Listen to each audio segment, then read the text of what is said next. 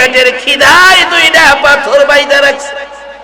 বিবি গো, জিহাদে যাওয়ার সময় তোমাকে যে খাবারের বাজেট দিয়ে গিয়েছিলাম, আল্লাহ খাওয়াইবো কোরআন শরীফে কইছে। আরে আল্লাহ তো খাওয়াইবো কোরআন শরীফে কইছে, এবার নবীর একটু খাউন খাইয়া দেখেন। হযরত জাবের রাদিয়াল্লাহু তাআলা আনহুর জীবনী খুলুন। খন্দকের জিহাদে নবীজি মক্কাবাসীর যন্ত্রণায় হিজরত করে মদিনায় চলে গেছে, তারপরেও মক্কার কাফেররা রওনা হইছে মদিনায় যায়া নবীরে আক্রমণ করতে। আমার নবী সাহাবীদেরকে নিয়ে মদিনার বাহিরের সীমানা দিয়ে একটা খাল খনন করতেছে, যাতে শত্রুরা ঘোড়া দৌড়াইয়া মদিনার ভিতরে না ঢুকতে পারে। একটা খাল খনন করতেছে, এইটারে বলে খন্দকের জিহাদ। সাহাবীরা এর মধ্যে শরীক হয়েছে। নবী নিজেও মাটি কাটতেন। 3 দিন পর্যন্ত খাবার নাই, কিন্তু একটানা মাটি কাটার পরিশ্রম। জাবের খিদায় কাতর হয়ে নবীজির কাছে গিয়ে বলছে, ইয়া রাসূলুল্লাহ, আমি আর সহ্য করতে পারি না, নবী গো, পেটের খিদা সহ্য হয় না। রাসূল বলেন, জাবের কাছে আসো। জাবেরের হাত টান দিয়ে নবীজির পেট মোবারকে লাগাইছে। জাবের দেখে নবীজির পেটের খিদার যন্ত্রণায় দুইটা পাথর বাইদা রাখছে। জাবের একটা চিৎকার মারছে, ইয়া রাসূলুল্লাহ, আমার মতো জাবের না খাইয়া মরে যেতে পারে, রাসূলের কষ্ট সহ্য করতে পারে না। জাবের একটা দৌড় দিয়ে বাড়িতে ঢুকলেন। বিবি গো, কই তুমি? কেন আসছো? তুমি না জিহাদে কেন আসছো? তুমি না জিহাদে গিয়েছো? বিবি, আমার নবী পেটের খিদায় দুইটা পাথর বাইদা রাখছে। বিবি গো, জিহাদে যাওয়ার সময় তোমাকে যে খাবারের বাজেট দিয়ে গিয়েছিলাম, সব খাবার কি তুমি খেয়ে ফেলছো? বিবি বলেন, সব খাই নাই, 1 সা পরিমাণ আটা আছে। আমাদের হিসাব ধরুন 1 সের পরিমাণ অথবা 1 কেজি পরিমাণ আটা আছে। বোঝানোর জন্য বলছি। তরকারি কি আছে? তরকারি তো কিছুই নাই। ও বিবি, আমার নবী কি 3 দিনের খিদা লইয়া খালি রুটি খাবে? জাবেরের বিবি বলেন, স্বামী গো, আমি বড় মহব্বত করে একটা ছাগলের বাচ্চা পালতেছি, আর কারো জন্য নয়, আমি নবীর জন্য ছাগলের বাচ্চাটা জব করে দেব। তুমি নবীকে নিয়ে আসো, আমি রুটি আর তরকারি প্রস্তুত করতেছি। রুটি বানাইয়া ওই ছাগলের বাচ্চা 4 মাস বয়স ছিল, কিতাব লেখে 4 মাসের ছাগলের বাচ্চা জব করে গোশত বানাইয়া রান্না করে রুটি বানাইয়া রেডি করে রাখলে আমার নবীর কাছে খবর পৌঁছাইলেন জাবের, হুজুর আসেন, আর কষ্ট করতে হবে না, আপনার জন্য আমি জাবের খাবারের ব্যবস্থা করেছি। আমার নবী বলেন, জাবের রে, কয়জনের খাবারের ব্যবস্থা করেছো? 1 জন। ও জাবের, আমার সাথে জিহাদে শরীক হয়েছে 3000-এর বেশি সাহাবী, আমি তাদেরকে পেটে খিদার যন্ত্রণা অবস্থায় রেখে আমি নবী খাইতে যাইতে পারি না। কি শিক্ষা, কি আদর্শ! এই নবীর উম্মত হইতে পারলেই তো বিজয়। আল্লাহর কসম, এই নবীর উম্মতের বিজয়। হাসরে সব নবীর উম্মতেরা বিচারের কোর্টে দাঁড়িয়ে থাকবে, এই নবীর কোন উম্মত বিচারের কোর্ট দেখবেই না, চক্ষু খুলে দেখবে জান্নাতের বারিন্দায়। কি করলে, কি আমল করলে? আসতেছি সামনে, আপনাদের কষ্ট হইতেছে, যাইবেন গা?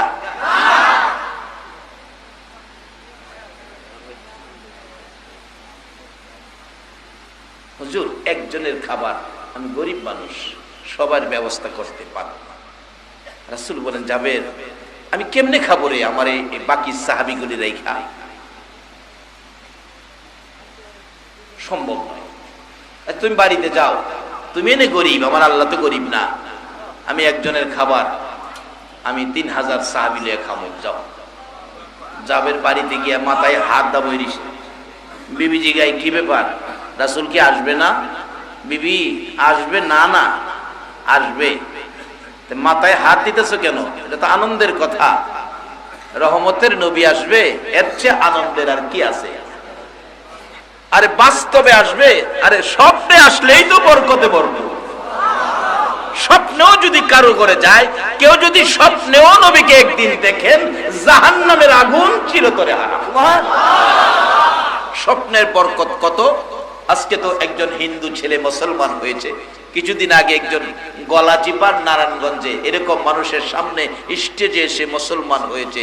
এই আলোচনাটা ছিল ডক্টর শিব শক্তি নামে ভারতের একজন হিন্দু ঠাকুর ছিলেন, 70 লক্ষ হিন্দু যারে দেবতার মতো পূজা করত। কিন্তু একদিন আমাদের নবীজি ডক্টর শিব শক্তির ঘরে স্বপ্ন যুগে হাজির হয়ে গেছে। ও ডক্টর শিব শক্তি, আমি তোমারে কালিমা পড়াই দিয়েছি। ডক্টর শিব শক্তি নবীর সুন্দর চেহারা দেখে আর দেরি করে নাই, সাথে সাথে কালিমা পড়ে মুসলমান হয়ে গেছে। সকালবেলা অন্যদিন ঘুম থেকে উঠে সূর্যের পূজা করত, আগুনের পূজা, তুলসী পূজা। আজকে কোনো পূজা টুজা নাই, দরজাও খুলে না। যে ঘরে নবী আয়া গেছে এই ঘরতে বাইরেতে মন চায় না। বিবি সাহেব নাস্তার টাইমে নাস্তা নিয়ে দরজায় ডাকতেছে, ঠাকুর কর্তা পূজা টুজা ছাইরা দিলেন নাকি? দরজা খুলেন। দরজা খুলে দিছে। কি ব্যাপার, বাইরেতেছেন না, পূজা করবেন না? ডক্টর শিব শক্তি ডাকে, বিবি গো ঘরের দিকে তাকাইয়া দেখ আমি কেমনে ঘর থেকে বাহির হব। বিবি একটা নজর তাকিয়ে দেখে ঘরটা যেন রহমত বরকত জান্নাতের বাগান হইয়া রইছে। ঘরের ভিতর থেকে যেন মজার মজার গন্ধ বাহির হইতেছে।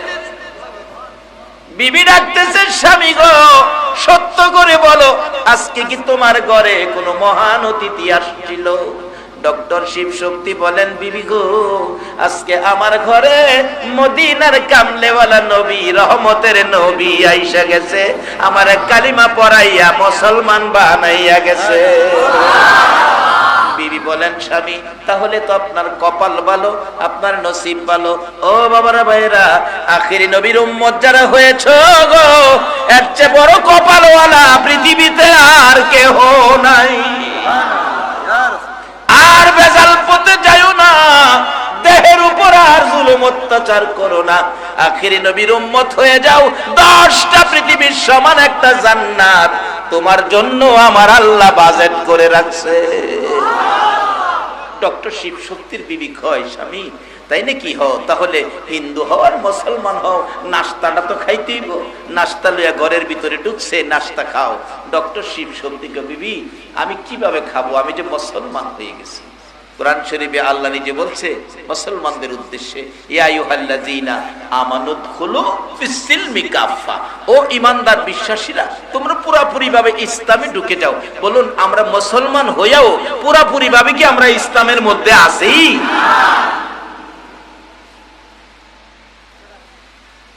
ও ব্যবসায়ী ভাইয়েরা, আসো বাবা, আজকের আলোচনা পুরাপুরি ভাবে ইসলামে ঢুকার জন্য বলছে। ইসলামে যদি পুরাপুরি ঢুকতে পারো তাইলে তোমার মাফে কম দেওয়া যাবে না, কিনতে বেশি বেচতে কম। আসে না এরকম চরিত্র? লেখা রাখছে সরিষার তেল খুইলা দেহে পাম অয়েল। এই চরিত্র আছে না আমাদের দেশে? এগুলি মুসলমানদের চরিত্রে থাকতে পারে না।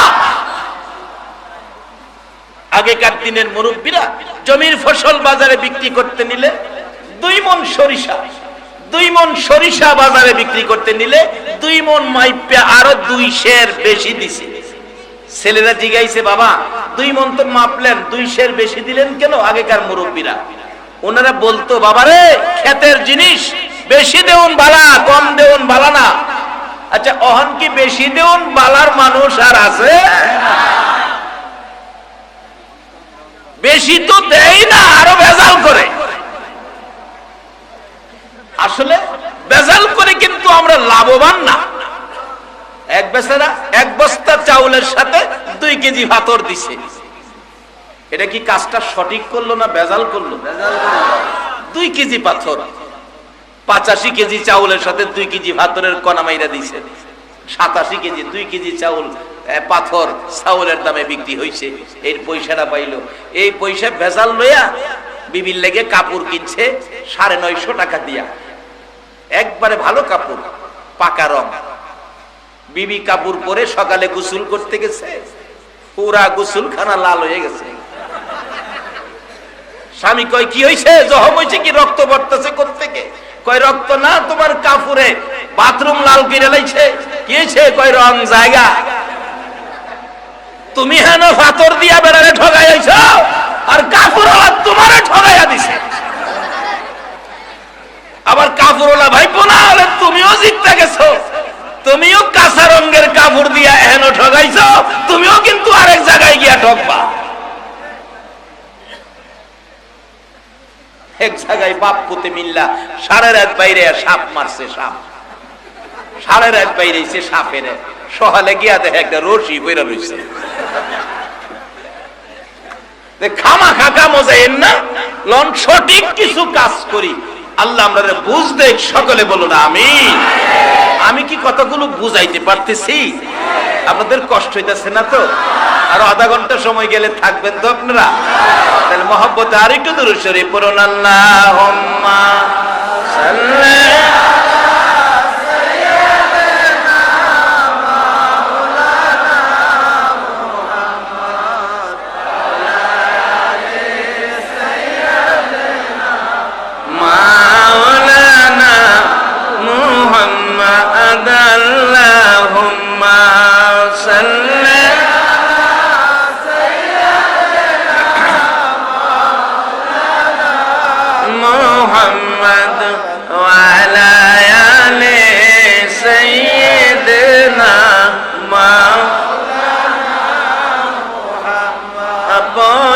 আপন কররে মন কে আছে তোর আপনা, উম্মতের দরদি নবী শুয়ে আছেন মদিনা।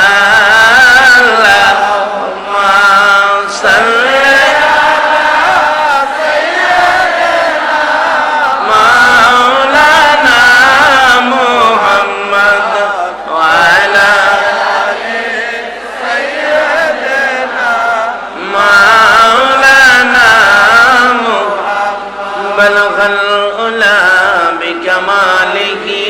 كشف الدجى بجمالك أسنت جميع خصالك صلوا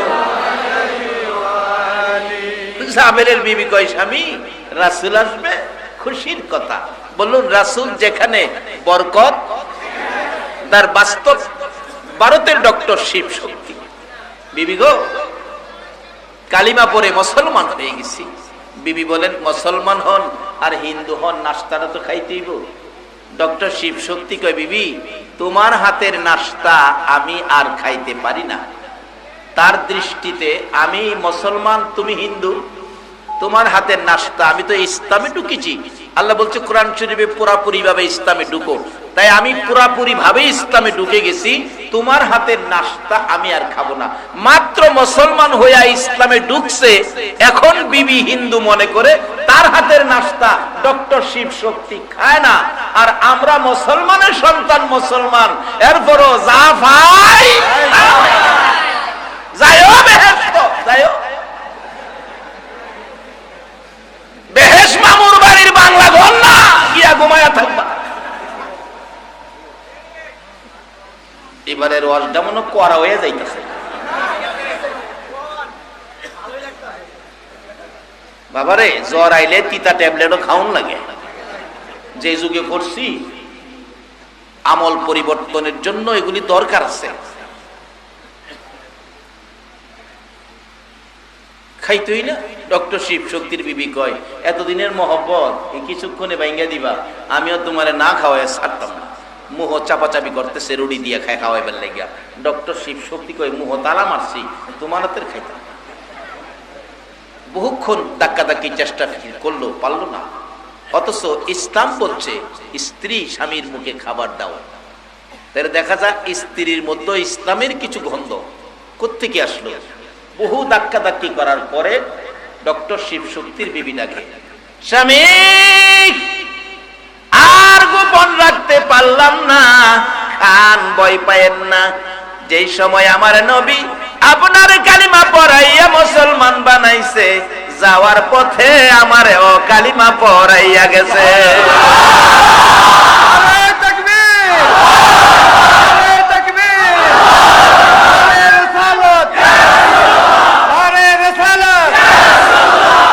ডক্টর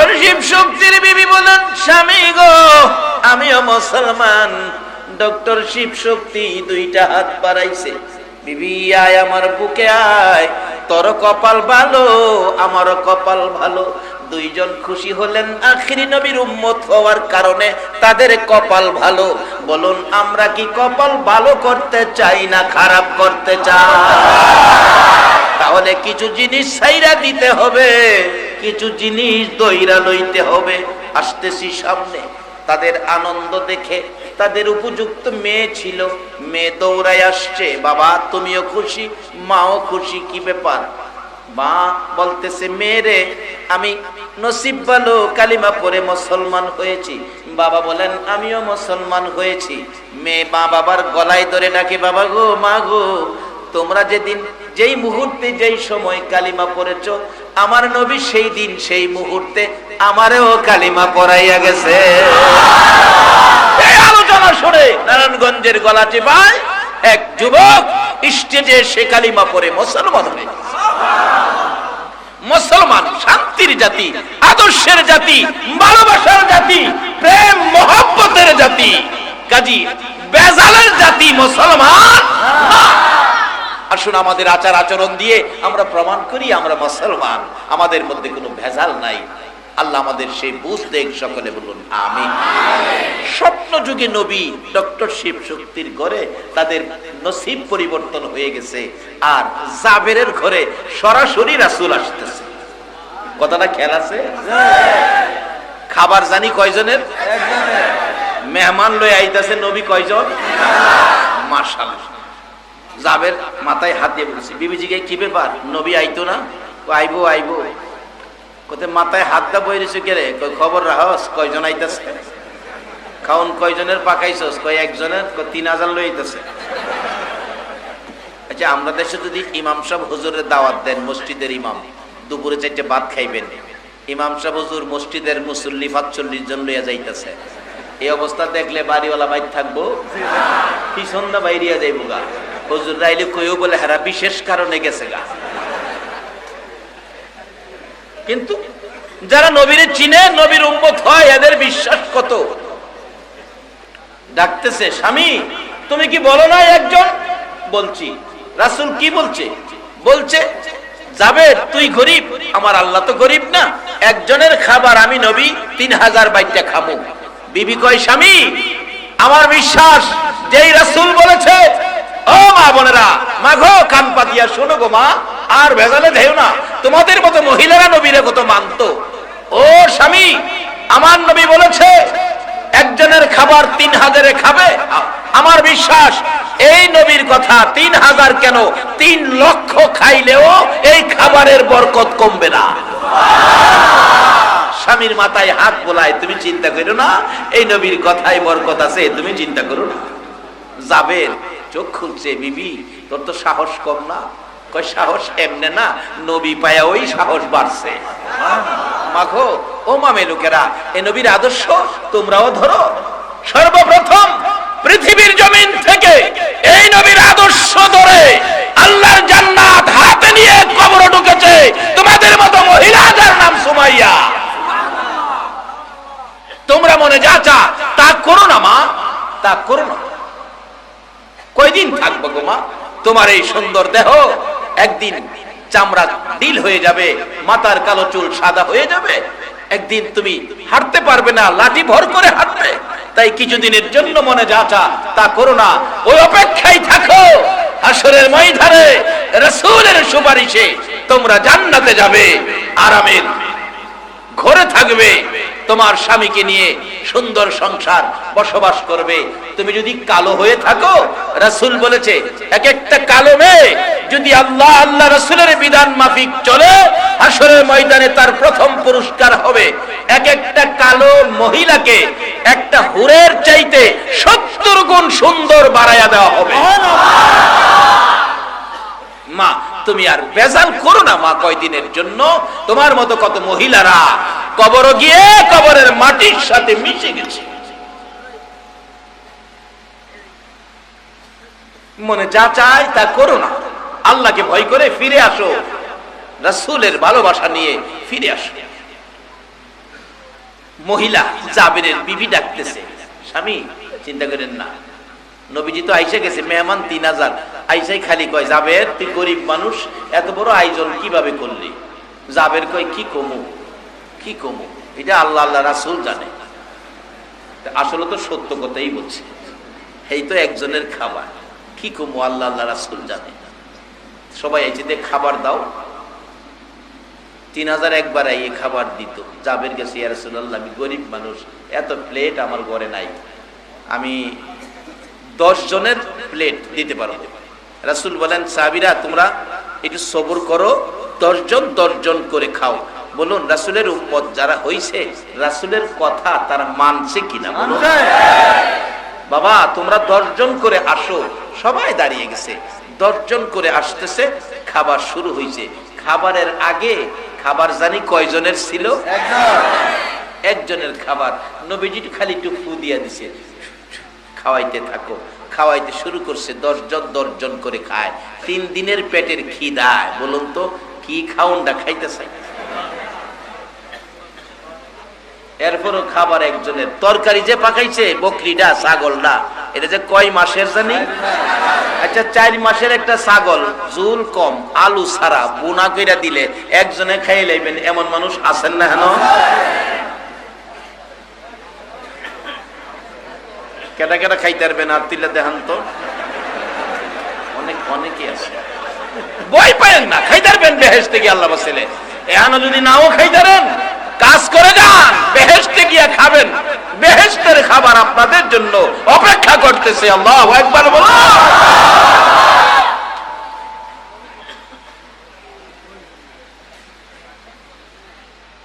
দশজন করে খাইয়া যাইতেছে, শেষ খাবার। 10 জন করে 3000 সাহাবীর খাবার শেষ। দাঁত খিলাইল করতেছে। নবীজি গায়ে খাইছো? জি হুজুর।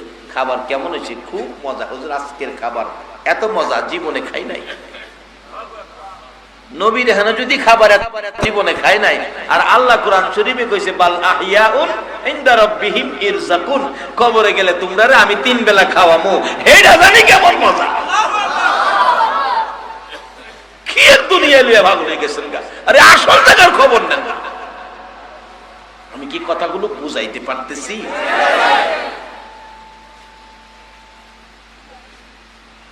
রাসূল বলেন জাবের সবাই খাইছে খাবার, বলে খুব ভালো হয়েছে, খাবার আরো আছে কিনা? আমরা তো খাইতে হইব, তুমি দেখো না।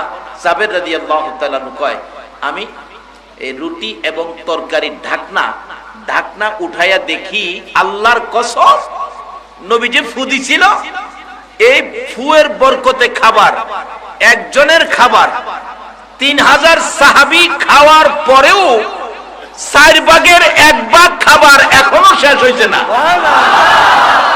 এই নবী কার নবী বলুন? আমাদের নবী। আল্লাহু আকবার বলুন। আমাদের এই নবী তো আমাদের নবী, আজকে আমাদের কেন অশান্তি? নবীর কথা মানবে যারা হবে জান্নাতি, বলুন নবীর কথা মানবে যারা হবে জান্নাতি।